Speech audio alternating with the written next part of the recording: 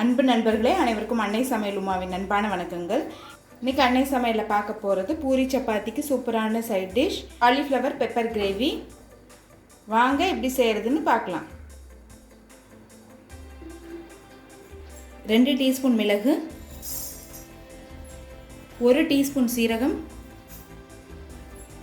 1 teaspoon சோம்பு. இப்போ இது எல்லாத்தையும் நல்லா வாசனை வர வரைக்கும் வறுத்துக்கலாம்.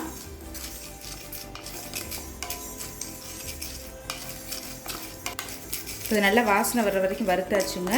இப்போ இது எல்லாத்தையும் மிக்சியில் நைஸாக அரைச்சி தனியாக எடுத்து வச்சுக்கலாம். கடாயில் தேவையான அளவு எண்ணெய், 2 பட்டை, 1 ஏலக்காய், பொடியாக நறுக்குன்னு 2 வெங்காயத்தை சேர்த்துக்கலாம்.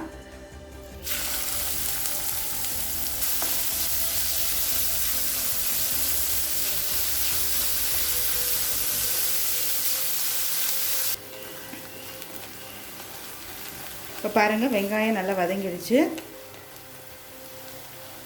1 டீஸ்பூன் இஞ்சி பூண்டு விழுது,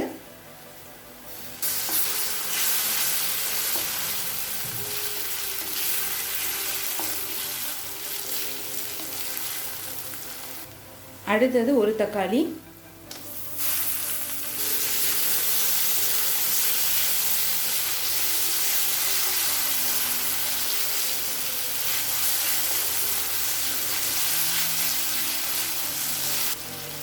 தேவையான அளவு உப்பு.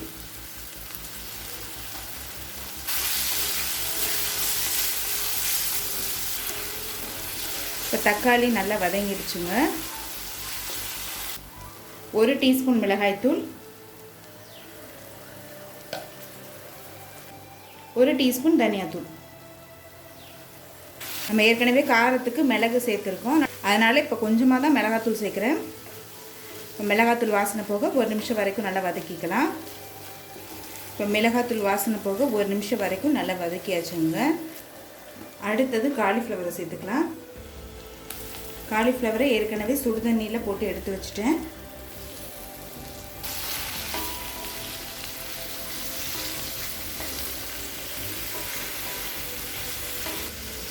இப்போ வெங்காயம் தக்காளியோட காலிஃப்ளவரை நல்லா மிக்ஸ் பண்ணியாச்சுங்க.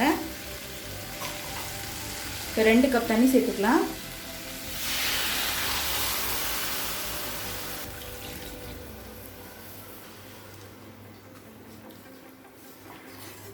இப்போ நல்லா மூடி போட்டு வேக வைக்கலாங்க.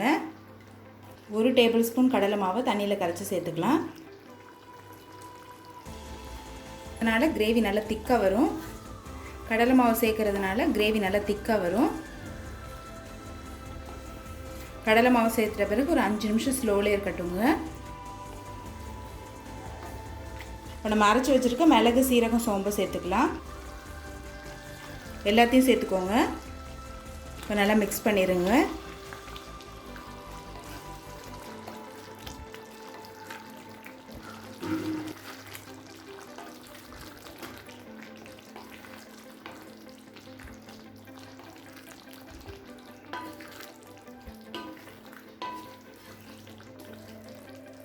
இப்போ எல்லாத்தையும் மிக்ஸ் பண்ணிவிட்டு ஒரு 5 நிமிஷம் ஸ்லோவில் வச்சிடலாங்க.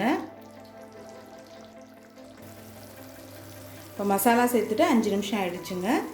எண்ணெய் பிரிஞ்சு வந்துருச்சு. கொஞ்சம் கொத்தமல்லி சேர்த்துக்கலாம். இப்போ காலிஃப்ளவர் கிரேவி ரெடி ஆகிடுச்சு. நம்ம சர்வ் பண்ணிடலாம். இப்போ சுவையான காலிஃப்ளவர் பெப்பர் கிரேவி ரெடி ஆகிடுச்சு.